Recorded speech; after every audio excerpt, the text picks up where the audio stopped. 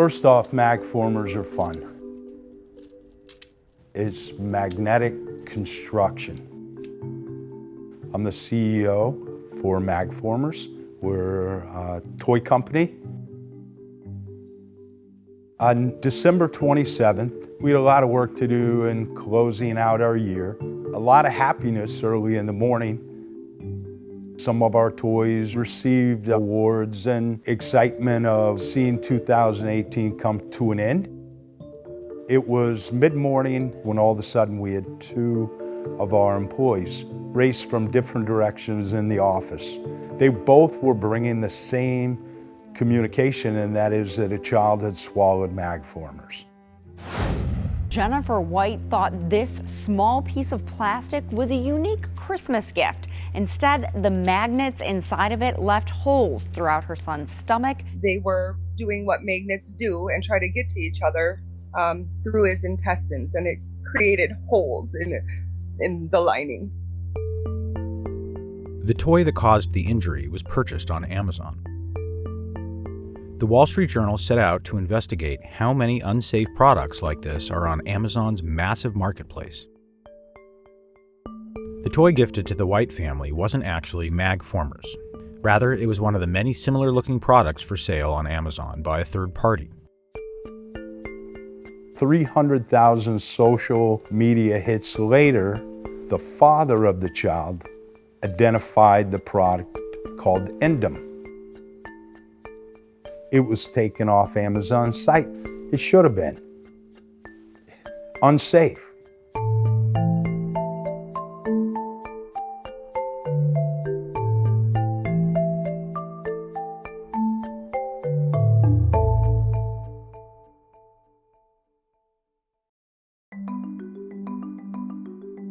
When Amazon CEO Jeff Bezos started the company, he decided to sell books for a simple reason. There are a lot of books.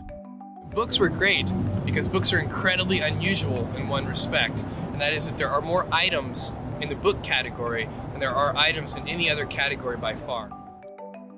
As Amazon has grown, Bezos and other top Amazon executives have emphasized selection as a key aspect of Amazon's business philosophy.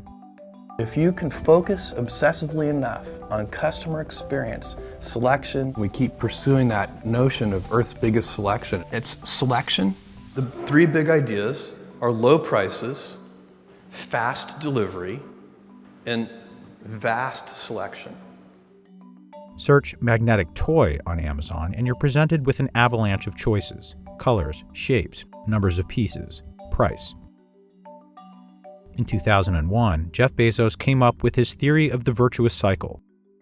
According to Amazon executives, Bezos originally sketched it on a napkin, and it has since become an important part of Amazon's story. So our virtuous cycle starts with a terrific customer experience.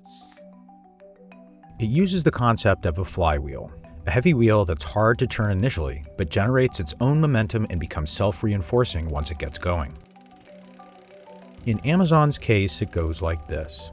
Greater selection and lower prices lead to greater customer satisfaction, which leads to more site visits, which makes it more attractive for third-party sellers, which increases selection and simultaneously leads to lower overhead for Amazon, which lowers prices, and round it goes.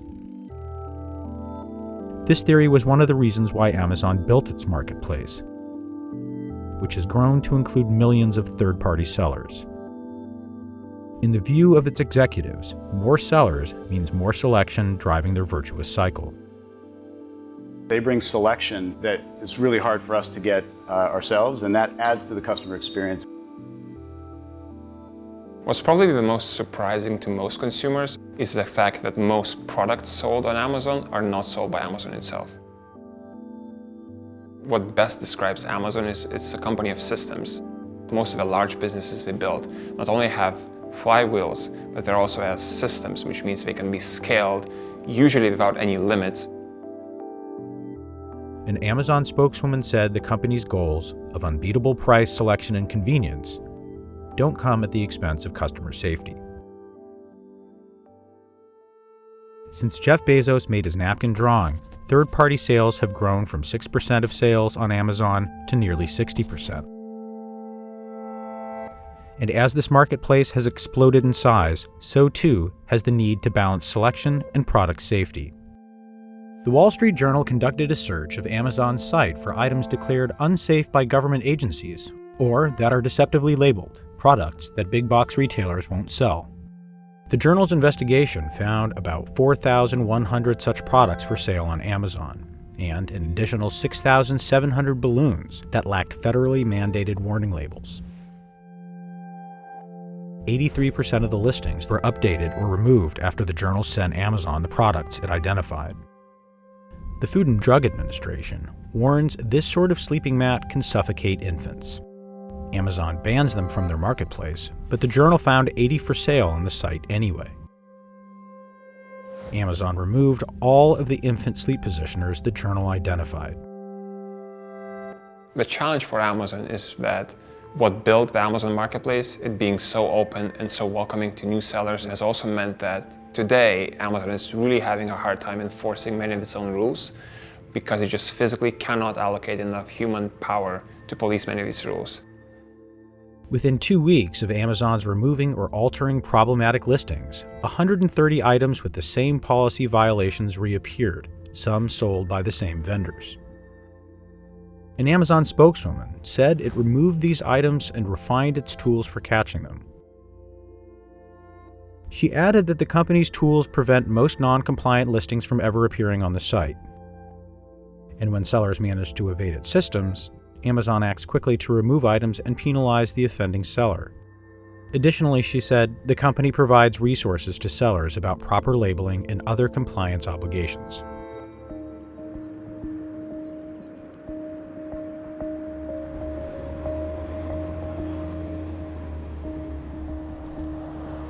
The marketplace was very clearly set up to be an independent entity where people could use the technology that Amazon had built, but not necessarily be part of Amazon.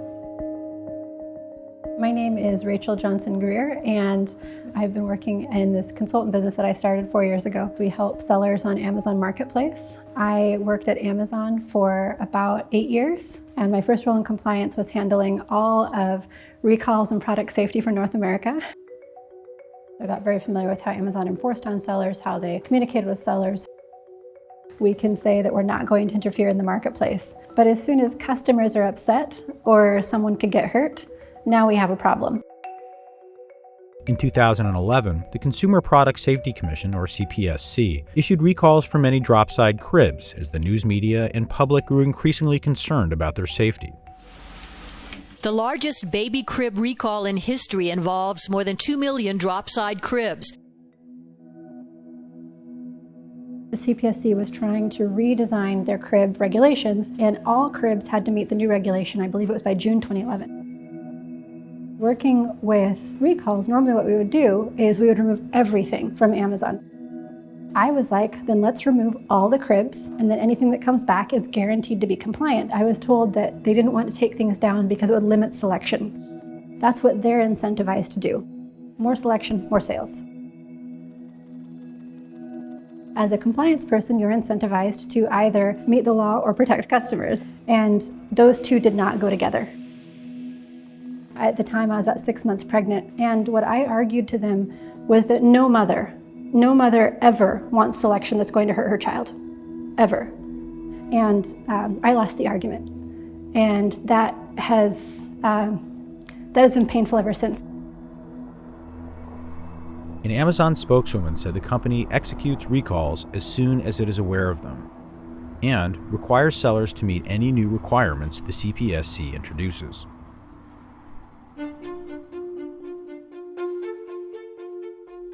What does it take to ensure a safe children's product?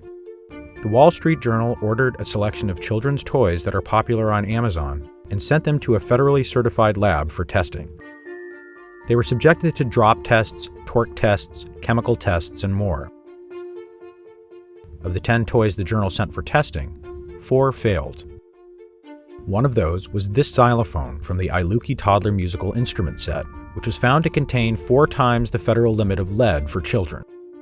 The company disputed the results and sent a test report from a different laboratory showing a passing result. The journal spoke to safety and compliance experts who said this discrepancy should trigger a halt to sales and more testing. And Amazon removed these items from their marketplace. Government officials are also turning their attentions to the dangers posed by some products sold on Amazon.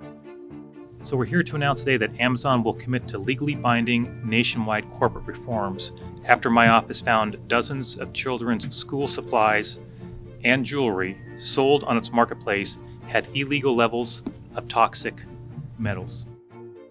We just had some suspicions that there were products out there for sale that had not been adequately tested and were not compliant with the law and not safe for children. We tested about 100 Amazon products. More than half had illegal amounts of lead and cadmium. That's not a great track record to start with. Kids with their toys, with their school supplies, if they're anything like my kids when they were young, they're chewing on those things, they're sleeping with them, they are in close proximity, often for many hours a day. Across the country, consumers made more than 15,000 purchases of these products. So it led to a settlement. Amazon, in this case, has to pay the state, make consumers whole for what they paid for, most importantly, change the corporate practices and to detail what that looks like. An Amazon spokeswoman said the company welcomes ongoing collaboration with the Attorney General to promote customer safety. The only real way to know, as Amazon, that the products that are being sold on the website are compliant is to pull it from the fulfillment center, send it to a lab themselves, and get it tested. Because otherwise, paperwork is paperwork. You can just make up whatever you want.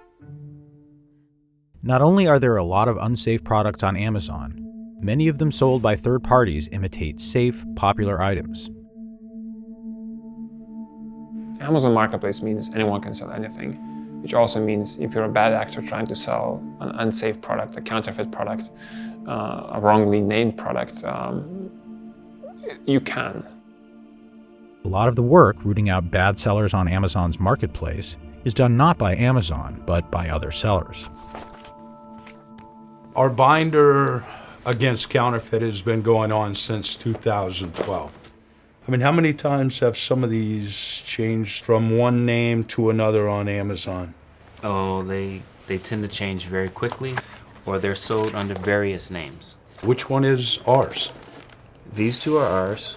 These two are counterfeit. There is almost no real distinction between the packaging.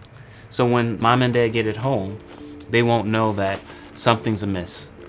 And that's our biggest concern. We are showing you how easy it is to break one of the knockoffs.